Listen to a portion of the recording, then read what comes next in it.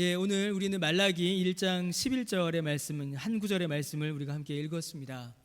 여러분, 이 말라기는 성경의 맨 마지막에 기록되어 있죠. 특히 이제 구약 성경의 제일 마지막에 기록되어 있습니다. 순서만 이 제일 마지막이 아니라 실제로 쓰여진 시기 역시도 구약 역사의 가장 마지막이 바로 이 말라기입니다. 이 말라기 선지자는 이스라엘 백성들이 포로기를 마치고 돌아와서 에스라 느헤미야 때를 지나지요. 에스라 때에 성전이 재건되고 느헤미야 때에 성벽이 재건됩니다. 그렇게 성전과 성벽이 재건되고 이스라엘 백성들이 포로기를 마치고 돌아와 회복하는 그 시기에 사역하였던 선지자가 바로 이 말라기 선지자입니다. 여러분, 그 당시 이 말라기 선지자가 사역하였고 이 말라기를 기록하였을 때에 이스라엘은 사실 좀 매우 어수선했습니다. 해방 후 우리나라와 비슷하다라고 이렇게 생각하시면 될 것 같습니다. 힘겹고 고통스러웠던 포로기를 마치고 새로운 시대를 맞이하는 기대와 소망이 이스라엘 사람들 가운데 있었습니다.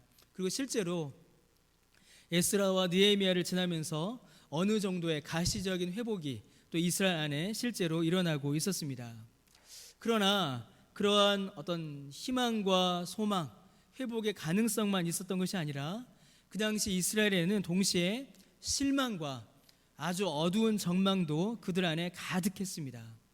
일단은 이스라엘 사람들이 기대한 만큼 나라가 회복되지를 않았습니다. 이스라엘 사람들이 기대하였던 나라의 회복은 다윗 때의 회복이었습니다. 다윗 때처럼 나라가 부강해지고 성전이 거대해지길 바랬지요. 그러나 그들이 새롭게 건축한 성전은 너무나도 보잘것없어서 그 성전을 보며 노인들이 울었다라고 그렇게 기록이 되어 있습니다. 그들이 기대했던 것만큼, 그들이 꿈꿨던 것만큼 이스라엘은 회복되지를 않았습니다. 여전히 나라는 약했고 온전한 독립도 맛보지 못했을 뿐만 아니라 나라의 이름만 바뀔 뿐이지 이스라엘을 괴롭히고 이스라엘을 지배하였던 나라는 여전히 계속 있었습니다. 이스라엘은 여전히 속국 상태로 이어지고 있을 뿐이었습니다.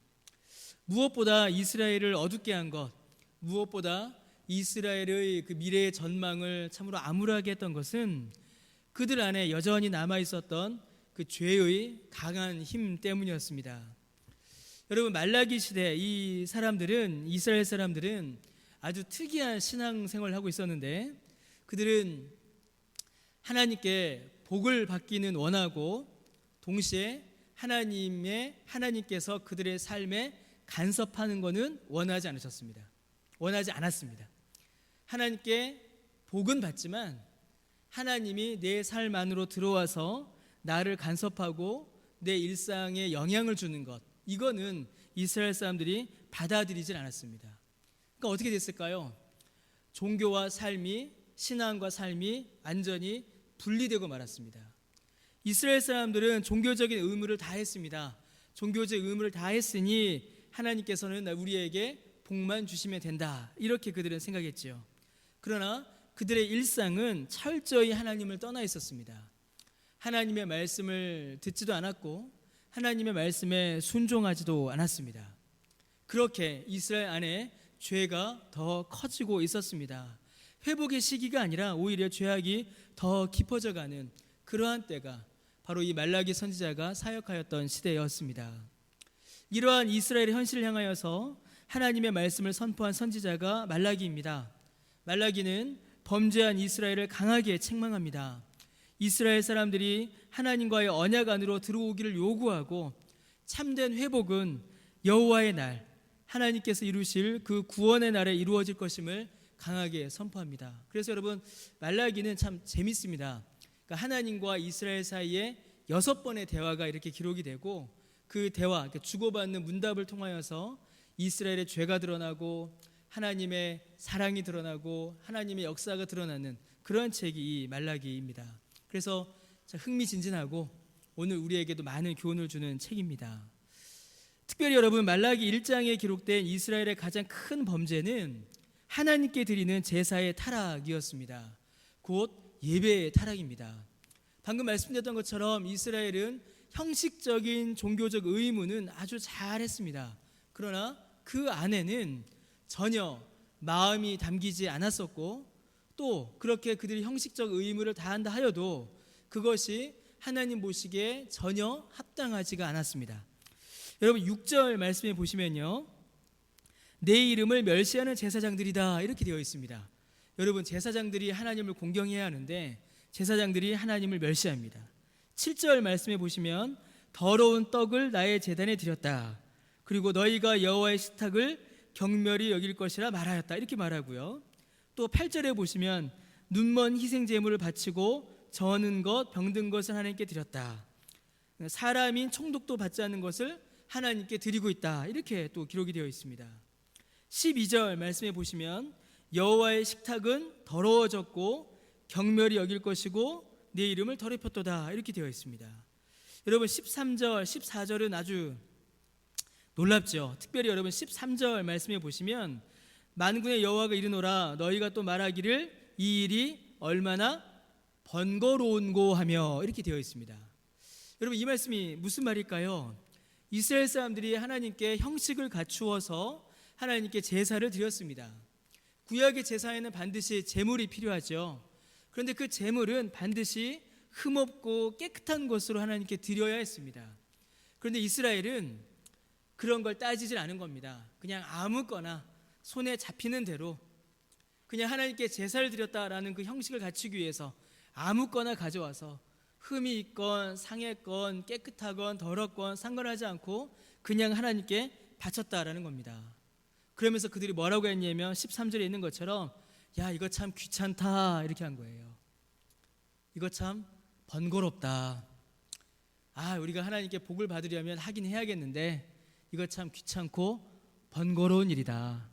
이스라엘 백성들이 그렇게 말했다라는 것입니다.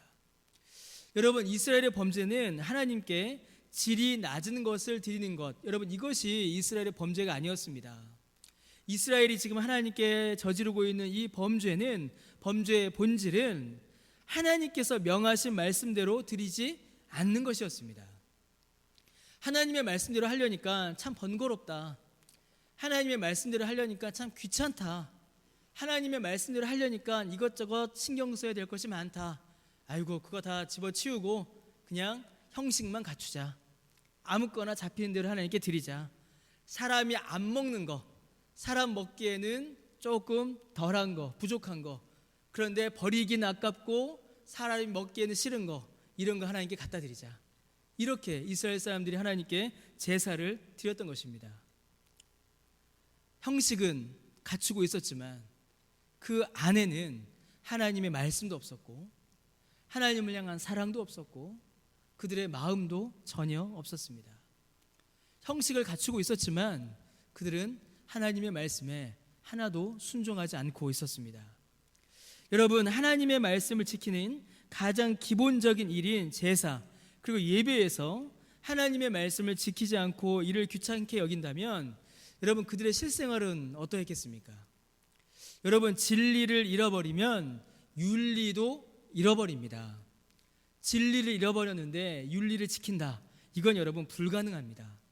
하나님의 말씀, 곧 진리의 말씀을 잃어버린 이스라엘은 그들의 실생활에서도 모든 윤리적인 기준들이, 진리의 열매들이 다 사라지고 말았습니다. 그래서 2장과 3장을 보면요, 이스라엘은 사회적으로도 심각한 타락 가운데 있었습니다.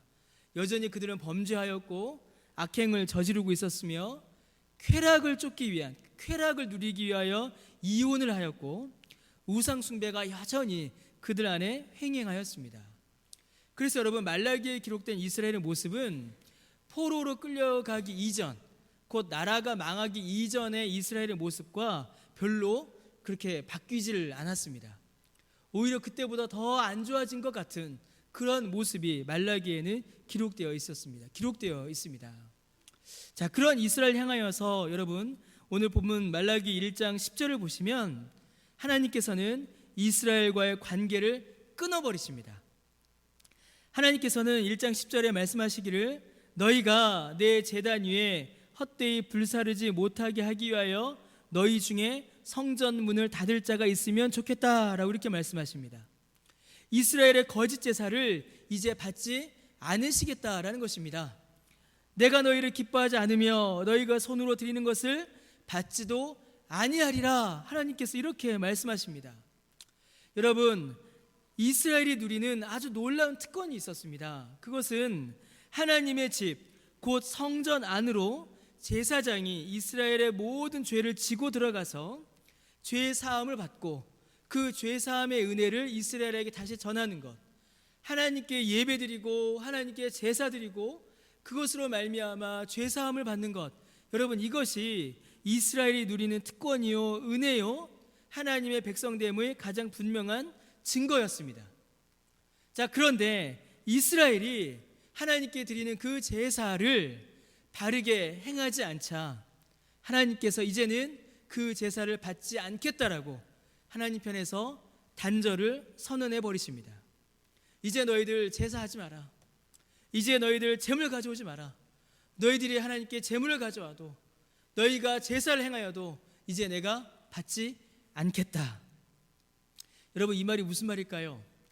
하나님께서 그저 형식적인 제사와 제물을 거부하신다라는 말이 아닙니다. 이 말은 하나님께서 이스라엘을 받지 않으시겠다라는 말씀입니다. 이제 이스라엘에게 은혜를 베풀지 않으시겠다.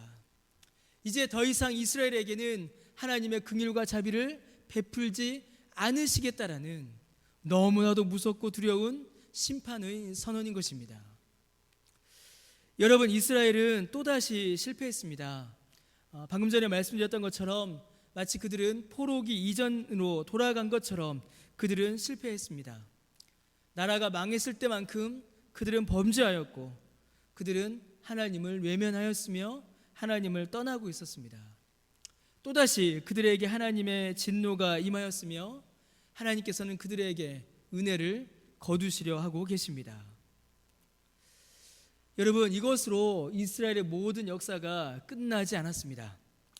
여러분, 이스라엘이 하나님의 제사를 망쳐놓고 하나님께 영광을 돌리지 않았습니다. 건물로서의 성전과 형식적인 제사는 실패해버리고 말았습니다. 자, 그러나 하나님께서는 하나님이 받으시는 제사와 하나님이 받으시는 예배를 포기하지 않으셨습니다. 여러분, 하나님께서는 영광 받으시기로 결정하시고 하나님이 행하십니다. 그래서 사람들이 망쳐놓은 성전의 제사와 형식의 제사를 이제는 버리시고 하나님께서는 새로운 제사를 이제 하나님의 백성들에게 선포하십니다. 이전의 제사와는 완전히 다른 제사를 하나님께서 이제 이스라엘 백성들에게 명령하시고 이제 그 제사를 받겠다라고 하나님께서 말씀하십니다. 바로 오늘 우리가 읽은 11절의 말씀이죠. 성전과 제물로 드리는 제사가 아니라 하나님께서 제정하시고 하나님께서 베푸시고 하나님께서 이끄시며 하나님께서 받으시는 새로운 제사, 그 새로운 제사가 있을 것임을 하나님께서 말라기를 통하여서 이스라엘 백성들에게 말씀해 주고 계신 것입니다. 11절에 바로 그 제사의 내용이 기록되어 있습니다. 하나님께서는 해 뜨는 곳에서부터 해 지는 곳까지 온 땅의 모든 이방 민족 중에서 내 이름이 크게 될 것이라 라고 말씀하십니다. 여러분, 이스라엘의 행동과는 정반대의 모습이죠. 여러분, 이스라엘은 하나님이 택하신 특별한 민족입니다. 그들이 하나님께서 우리를 택하셨다, 우리는 하나님의 선민이다 라는 그 사상이 그들 안에 충만하였습니다. 그러나 그들은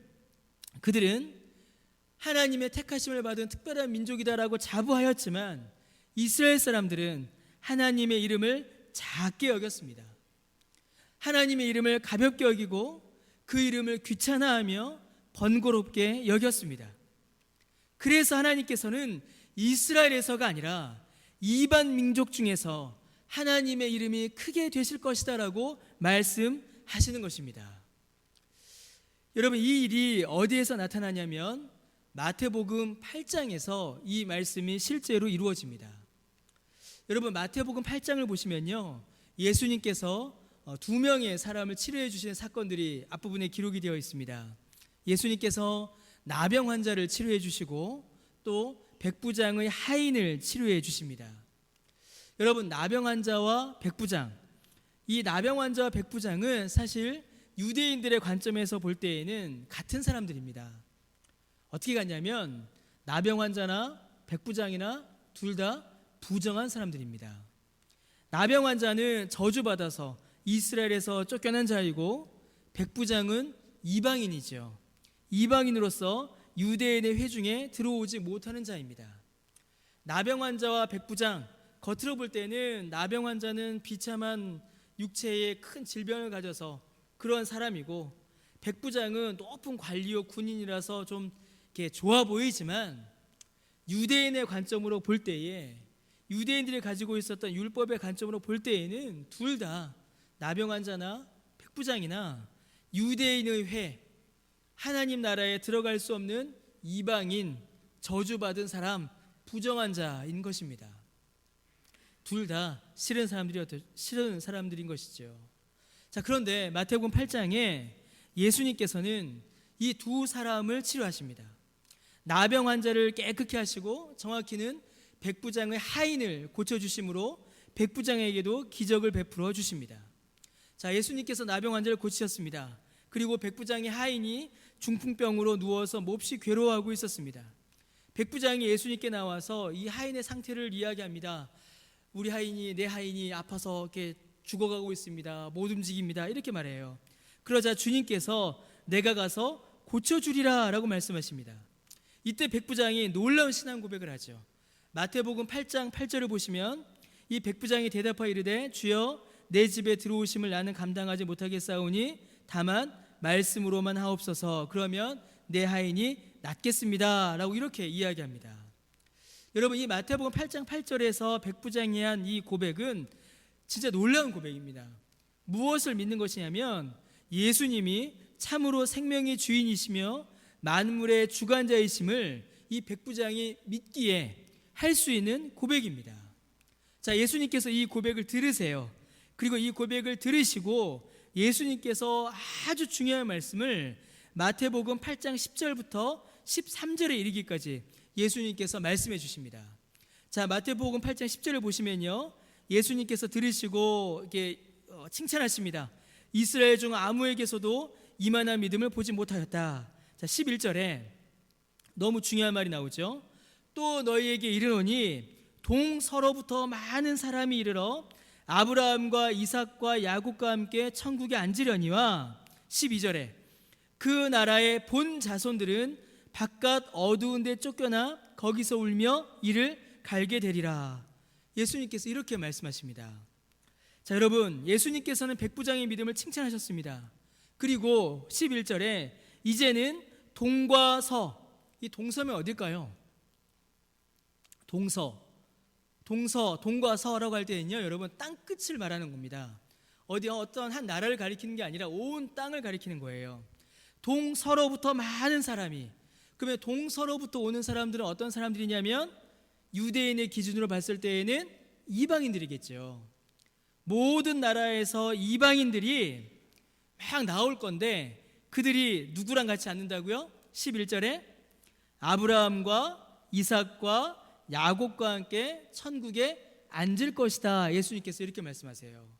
자, 아브라함과 이삭과 야곱과 함께 천국에 앉을 사람들, 유대인들은 유대인 자기 자신이라고 믿었습니다. 오직 유대인들만이 아브라함과 이삭과 야곱과 함께 천국에 앉을 것이다라고 그들은 믿었습니다. 자, 그런데 예수님께서는 전혀 다른 말씀을 하십니다. 동서로부터 많은 사람이, 이방인들이 나와서 저 천국에 아브라함과 이삭과 야곱과 함께 앉을 것이다 라고 말씀하세요. 자, 그러면 유대인들은 어떻게 되나요? 12절에 그 나라의 본 자손들, 그 나라의 본 자손들은 누구를 가리킬까요, 여러분? 예, 이스라엘 유대인들을 가리키겠죠. 곧 혈통적 아브라함의 후손이요 스스로 하나님 나라의 백성이라고 자부하던 유대인들은 어떻게 됩니까? 바깥 어두운 데 쫓겨나 거기서 울며 이를 갈게 되리라. 바깥 어두운 데 쫓겨나 거기서 울며 이를 간다. 이게 무슨 말입니까? 구원받지 못하고 심판받으며 저주받으며 하나님 나라에 들어올 수 없다. 라고 예수님께서 선언하고 계신 것입니다. 여러분, 유대인들은 나병 환자도 백부장도 이방인들은 하나님 나라에 들어갈 수 없으며 오직 자신들만이 곧 혈통적 아브라함의 후손이요 성전을 가지고 있고 제사를 드리고 있는 자신들만이 하나님 자손이며 천국에 앉을 것이다라고 그들은 믿고 있었습니다. 건물로 지어진 성전을 가지고 있고 형식적인 제사를 할지라도 제사를 하나님께 드리고 있으면 이 형식으로 말미암아 아브라함의 후손이라는 혈통으로 말미암아 이 건물로 지어진 성전으로 인해서 그들은 천국에 갈 수 있을 것이다 라고 그들은 믿고 있었습니다. 그러나 예수님께서는 이를 뒤집어 버리십니다. 오히려 그 반대의 일이 일어날 것을 말씀하십니다.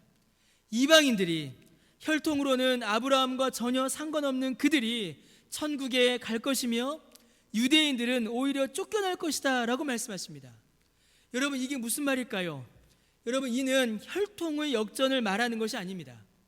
유대인들은 떨어지고 이방인은 통과한다, 그게 아닙니다. 여기에서 일어난 역전은 혈통과는 상관없는 일입니다. 여러분, 예수님 보시기에는 유대인도 나병 환자도 백부장도 그리고 지금 여기에 모여있는 우리도 사실 예수님 보시기에는 모두 다 똑같습니다. 어떻게 똑같을까요? 어떻게 똑같냐면 모두가 다 죄와 사망 가운데 빠져있는 죄인입니다. 그냥 그대로 두면 죄를 회개하지 않고 죄 용서함을 받지 않아서 하나님 앞에 영원한 심판을 받아야 하는 그 죄인이 유대인이고 이방인이고 나병 환자고 백부장이고 바로 저와 여러분인 것입니다. 모두가 다 스스로는 구원할 수 없는, 스스로는 자신을 위한 어떤 구원받을 만한 일도 할 수 없는 비참하고 무기력한 존재들, 아무리 애쓰고 발버둥 쳐도 나 스스로의 힘으로는 이 죄에서 벗어날 수 없는 자, 그가 바로 유대인이고 이방인이고 나병 환자고 백부장이고 저와 여러분인 것입니다. 그런데 차이가 있습니다. 그런데 그 안에서 차이가 일어납니다. 그 안에서 나누어지고 그 안에서 구별되고 그 안에서 결과가 서로 다르게 나타납니다. 여러분, 어디에서 이 차이가 시작할까요? 바로 믿음입니다. 믿음에서 이 차이가 시작되는 것입니다. 어떤 믿음입니까?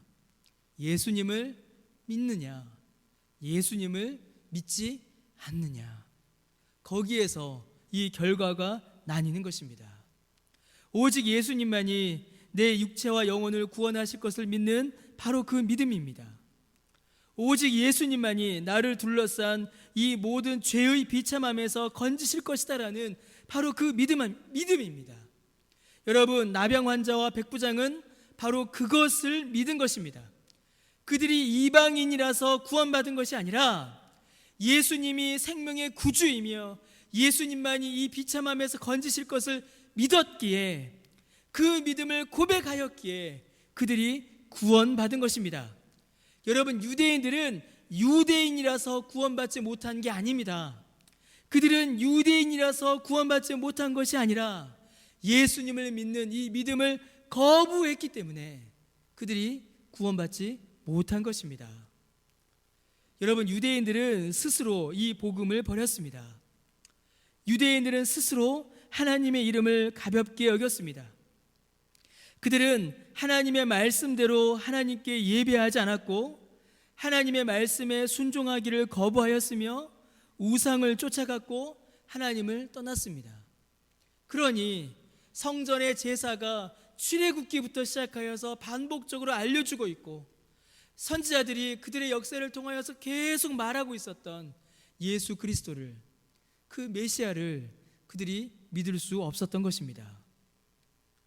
여러분, 그러나 하나님께서는 이방을 통하여서 한 나라와 한 민족인 유대 땅 이스라엘만이 아니라 온 땅과 모든 민족으로 영광을 받으십니다. 이스라엘은 비록 실패하였고 이스라엘은 비록 넘어졌지만 하나님께서는 이스라엘에게만 갇혀 계신 것이 아니라, 이스라엘에게만 묶여 계신 것이 아니라 온 땅의 모든 민족으로부터 하나님은 영광을 받으시고 그 은혜의 말씀을 이루어내십니다. 요엘의 기록과 같이 마지막 날에 주의 성령을 모든 세대의 모든 사람들에게 부어주사 하나님의 말씀을 깨닫고 그 복음을 믿으며 하나님 나라의 백성됨을 드러내는 놀라운 구원의 역사를 하나님께서 이루어내시는 것입니다.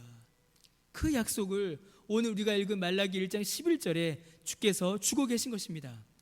여러분, 말라기 선지자는 이 놀라운 역사가 이방인들이 하나님께 드리는 분향과 깨끗한 제물을 통해서 이루어진다라고 예언합니다. 여러분, 분향과 제물은 말 그대로 제사를 의미합니다. 하나님께 올려드리는 새로운 제사이죠. 여러분, 이 새로운 제사는 유대인들의 성전과 제물을 통하여서 드려질 제사가 아닙니다. 그러면 여러분, 이 새로운 제사, 모든 이방이 하나님께 올려드릴 이 깨끗한 제물, 여러분, 이 새로운 제사와 깨끗한 제물은 과연 무엇일까요? 이 모든 제사를 온전하게 하는 이 깨끗한 제물은 여러분 과연 무엇이겠습니까? 이미 우리는 그 답을 알고 있고 제가 이미 말씀드렸습니다. 바로 예수 그리스도이십니다. 예수 그리스도가 바로 이 제물이십니다. 여러분, 해 뜨는 곳에서 해 지는 데까지 모든 이방인들이 구원을 받아 하나님께 영광을 올려드리는 이 놀라운 구원의 역사는, 하나님의 이름이 모든 이방 민족 중에서 크게 될 이 놀라운 은혜의 역사는 오직 예수 그리스도가 제물 되심으로 완수됩니다. 사람이 지은 성전과 사람이 행하는 제사로 이루어지는 것이 아니라 예수 그리스도의 보혈로 예수님이 제물 되셔서 자신의 살을 찢으시고 자신의 피를 흘리심으로 이 제사를 완수하십니다. 그러므로 여러분, 이방이 곧 우리가 하나님께 드리는 새로운 제사는 무엇이겠습니까? 예수님을 믿는 그 믿음의 제사인 것입니다. 예수님을 구주로 고백하는 그 믿음의 고백인 것입니다. 이 제사가 예수님의 이 몸이, 예수님의 흘리신 그 보혈이 우리의 모든 허물과 죄를 씻기 때문입니다. 예수님께서 우리를 대신하여 드리신 그 희생 제사가 우리를 하나님 앞에 나아갈 담력을 우리에게 주기 때문입니다. 이 예수 그리스도의 제사로만 죄 사함을 받아 거룩함으로 옷 입고 우리가 하나님 나라에 들어갈 수 있기 때문입니다. 예수님이 이 새로운 제사이시고 예수님이 바로 깨끗한 제물이십니다. 자, 그러면 여러분, 또 어떤 일이 벌어지게 될까요? 예수님을 믿어 구원받은 이 예수님께서 드리신 이 제사로 말미암아, 형식적인 제사가 아닌 예수님께서 드리신 제사로 말미암아 구원받은 우리도 이제 하나님께 새로운 제사를 올려드립니다. 새로운 예배를 하나님께 올려드립니다. 여러분, 히브리서 13장 5절에 보시면요, 이렇게 기록이 되어 있습니다. 히브리서 13장 5절에 보시면요, 이거 말씀을 제가 잘못 인용한 것 같습니다. 히브리서 13장에 보시면요, 우리는 예수로 말미암아 항상 찬송의 제사를 하나님께 드리자. 이는 그 이름을 증언하는 입술의 열매다라고 이렇게 기록되어 있습니다. 여러분, 히브리서에서는 감사와 찬송, 기도와 감사가 하나님께 올려드릴 우리의 제사다라고 고백합니다. 또 로마서 12장 1절에 보시면요, 그러므로 형제들아, 내가 하나님의 모든 자비하심으로 너희를 권하노니 너희 몸을 하나님이 기뻐하시는 거룩한 산 제물로 드리라. 이는 너희가 드릴 영적 예배니라 라고 기록되어 있습니다. 우리의 몸이 하나님이 기뻐하시는 거룩한 산 제물이요 예배다라고 합니다. 우리의 삶을 하나님께 드리는 것입니다. 여러분, 말라기의 말씀을 오늘 우리가 좀 잠깐 살펴보았습니다. 형식적인 제사만 남아있고 하나님께 온전한 제사를 드리지 못하고 그저 혈통만 자랑하던 이스라엘은 결국 하나님의 은혜를 받아 누리지 못하였습니다. 그들의 형식은, 그들의 제사는 실패하였습니다. 그러나 하나님께서는 예수 그리스도를 우리에게 보내심으로 말미암아, 예수님께서 십자가에서 죽으심으로 말미암아 온전한 제사를 드리게 하셨고, 그 제사 안에 우리를 믿음으로 부르사 구원의 은혜를 받아 누리게 하셨습니다. 그리고 우리도 하나님께 감사와 찬송의 제사를 드리고 우리의 몸을, 우리의 삶을 하나님께 드리는 삶의 제사를 또한 하나님께 드릴 수 있게 되었습니다. 여러분, 오늘은 특별한 날이죠. 오늘은 감사의 날입니다. 매일 또 매주일 우리가 하나님 앞에 감사하지만 특별히 오늘은 추수감사주일을 맞아서 한 해를 돌아보며 주 앞에 우리는 감사를 드립니다. 한 해 동안 우리에게 부어주신 은혜를 우리가 주 앞에 감사합니다. 여러분, 우리가 무엇을 주 앞에 감사할 수 있을까요? 우리가 주 앞에 무엇을 감사할 수 있을까요? 한 해 동안 부어주신 풍성한 소출로 또 열매들로 우리에게 주신 은혜들로 하나님께 감사드릴 수 있습니다. 그러나 여러분, 우리의 감사는 그것만이 아닙니다. 이제 이런 말이 있습니다. 우리가 하나님 앞에 드리는 감사는 상대적인 감사가 아니라 우리가 하나님께 드리는 감사는 절대적인 감사다라는 말이 있습니다. 상대적인 감사. 여러분, 상대적인 감사가 어떤 걸까요? 작년보다 올해 더 많이 가지게 되어서 감사합니다. 저 사람보다 내가 더 많이 가지게 되어서 감사합니다. 작년보다 올해 내 형편이, 내 건강이, 내 상황이 더 좋아지게 되어서 감사합니다. 여러분, 이게 바로 상대적 감사입니다. 여러분, 우리가 상대적으로 감사하게 되면 어떻게 될까요? 또 상황에 따라 상대적으로 하나님께 원망을 쏟아낼 수밖에 없습니다. 상대적 감사가 우리의 감사라면 우리에게는 감사의 제목들 점점 적어지고 오히려 원망의 제목들만이 더 많아질지 모릅니다. 그러나 여러분, 우리의 감사는 상대적 감사가 아니라 절대적 감사입니다. 왜 그럴까요? 하나님께서 우리에게 주신 은혜가 절대적이기 때문입니다. 하나님께서 우리에게 주신 은혜가 상대적 은혜가 아니라 절대적 은혜입니다.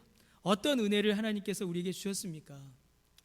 이스라엘처럼 형식적 예배에 빠져 있었고, 이스라엘처럼 하나님 앞에 나오지 않았고, 이스라엘처럼 극심한 범죄 아래 있어서 영원한 심판밖에 받을 수밖에 없었던 우리를, 저와 여러분을 하나님께서 사랑해 주셨습니다. 어떤 상대적인 조건도 비교도 하나님께서 그 안에 두지 않으시고 그냥 사랑해 주셨습니다. 그래서 그 아들 예수 그리스도를 보내시고 그 아들이 십자가에서 죽기까지 우리를 사랑하셨으며 그 사랑으로 인하여서 우리에게, 저와 여러분에게 영원한 생명을 주셨습니다. 우리가 끊어버렸던 하나님과의 관계를 하나님께서 회복시키셨습니다. 우리가 무너뜨렸던 예배를 하나님께서 회복시키셨습니다. 우리가 잃어버렸던 영원한 생명을 하나님께서 다시 우리에게 주셨습니다. 절대적인 은혜를 하나님께서 우리에게 주신 것이죠. 그래서 여러분, 우리가 하나님께 드리는 감사는 풍년이어도 감사하고 흉년이어도 감사하고 건강하여도 감사하고 질병 중에도 감사하고 부한 중에도 감사하고 가난한 중에도 드리는 감사인 것입니다. 왜냐하면 그 십자가가 하나님의 사랑이 우리에게 주신 놀라운 은혜이기 때문입니다. 그 은혜에 감사하심으로 또 오늘 하루 또 우리의 모든 삶 가운데에 하나님 앞에 감사의 찬송을 늘 올려드리시는 그런 은혜의 삶을 살아가시는 저 여러분 되시기를 주님의 이름으로 간절히 축원합니다.